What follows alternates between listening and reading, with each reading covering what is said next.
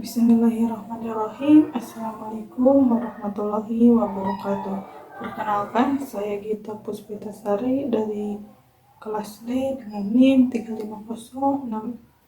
35066230003. Saya berasal dari kelompok 7. Saya akan memenuhi tugas asas-asas manajemen. Kata manajemen berasal dari bahasa Prancis kuno yaitu manage yang artinya seni melaksanakan dan mengatur. Pengertian manajemen adalah ilmu dan seni mengatur proses, pemanfaatan sumber daya manusia dan sumber-sumber lainnya secara efektif dan efisien untuk mencapai suatu tujuan tertentu. Manajemen adalah suatu ilmu juga seni untuk membuat orang lain mau dan bersedia bekerja untuk mencapai tujuan yang telah dirumuskan bersama. Oleh sebab itu, manajemen memerlukan konsep dasar pengetahuan, kemampuan untuk menganalisis situasi, kondisi, sumber daya manusia, dan yang ada dan memikirkan cara yang tepat untuk melaksanakan kegiatan yang saling berkaitan untuk mencapai tujuan. Adapun menurut para ahli mendefinisikan manajemen secara beragam. Di antaranya, satu, kata Shane memberikan definisi manajemen sebagai profesi.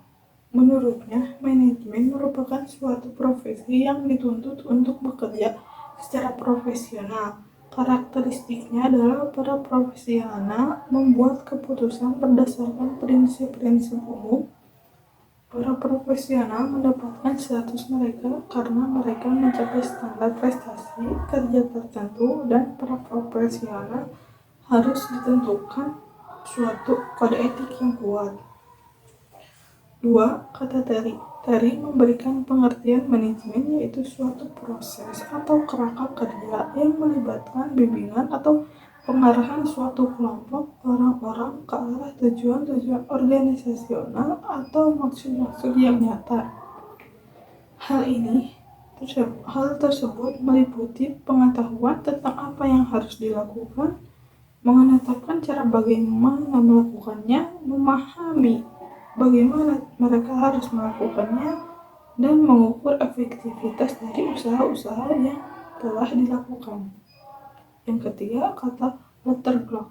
Letterglass mendefinisikan manajemen sebagai suatu bidang ilmu pengetahuan atau sains yang berusaha secara sistematis untuk memahami mengapa dan bagaimana manusia bekerja bersama-sama untuk mencapai tujuan dan membuat sistem ini bermanfaat bagi kemanusiaan. Adapun fungsi manajemen. Fungsi manajemen dapat dibagi menjadi 4 bagian, yakni perencanaan, pengorganisasian, penggerakkan, dan pengawasan. Tetapi di sini saya hanya menjelaskan tentang manajemen perencanaan. Apa sih itu manajemen perencanaan? Perencanaan atau planning ialah penetapan pekerjaan yang harus dilaksanakan oleh kelompok atau mencapai tujuan yang digariskan. Perencanaan mencakup kegiatan pengambilan keputusan karena termasuk dalam pemilihan alternatif keputusan dipadukan kemampuan untuk mengadakan visualisasi dan melihat ke depan guna merumuskan suatu pola dari himpunan tindakan untuk masa mendatang. Adapun pentingnya perencanaan. Dengan perencanaan yang baik, maka setiap anggota organisasi maupun pihak-pihak terkait mampu memahami apa yang harus dikerjakan, kapan waktu pengerjaannya, sumber daya apa yang diperlukan, dan apa yang menjadi target dari kegiatan tersebut. Adapun proses perencanaan. Proses perencanaan berisi 4 hal, yakni menentukan tujuan perencanaan, menentukan tindakan untuk mencapai tujuan, mengembangkan dasar pemikiran, kondisi mendatang, dan mengimplementasi rencana tindakan dan mengevaluasi hasilnya. Adapun alasan perlunya perencanaan. 1. Untuk mencapai projective benefits yang dihasilkan dari pengurangan kemungkinan terjadinya kesalahan dalam pembuatan keputusan. Yang kedua, untuk mencapai positive benefits, yaitu dalam bentuk meningkatnya sukses pencapaian tujuan organisasi.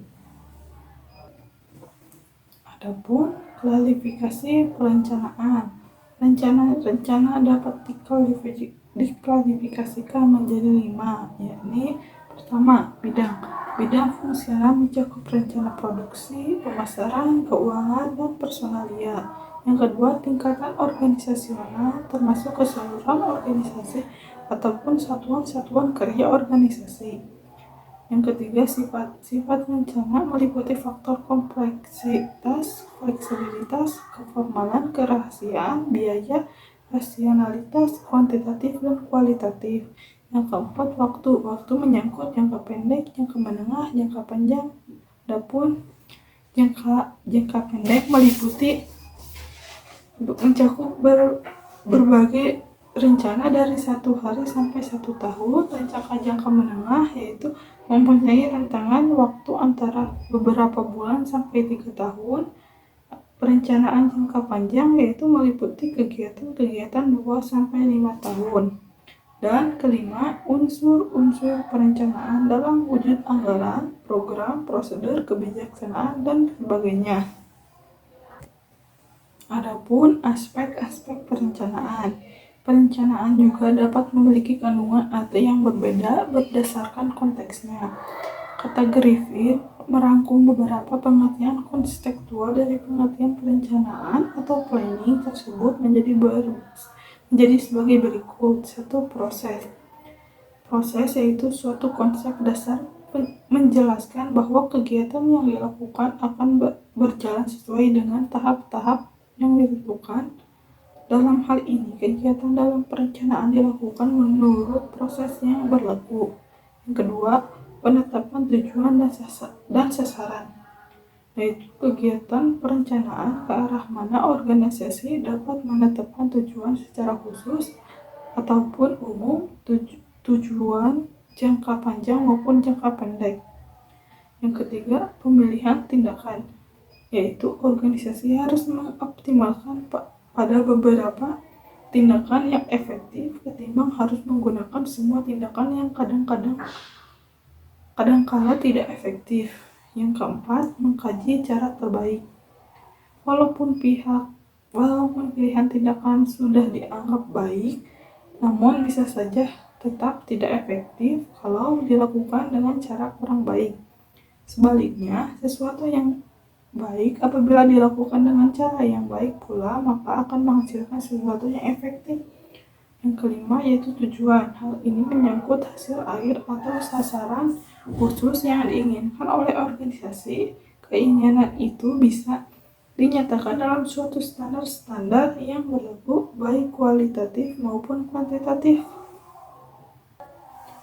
Adapun kelemahan perencanaan.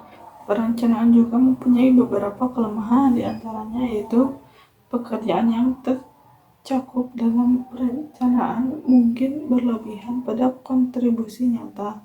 Perencanaan cenderung menunda kegiatan. Perencanaan mungkin terlalu membatasi manajemen untuk berinisiatif dan berinovasi. Kadang-kadang hasil yang paling baik didapatkan oleh penyelesaian situasi individual dan penanganan setiap masalah pada saat masalah tersebut terjadi, dan rencana-rencana yang diikuti cara-cara yang tidak konsisten.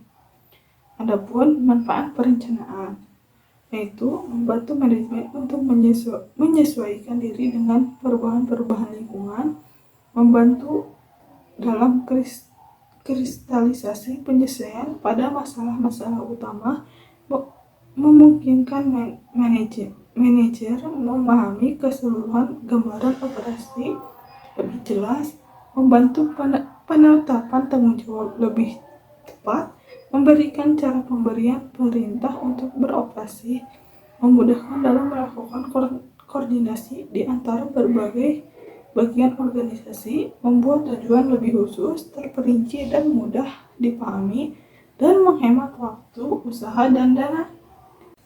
Sekian dari saya. Mohon maaf bila ada kesalahan. Wabillahi taufiq wal hidayah. Wassalamualaikum warahmatullahi wabarakatuh.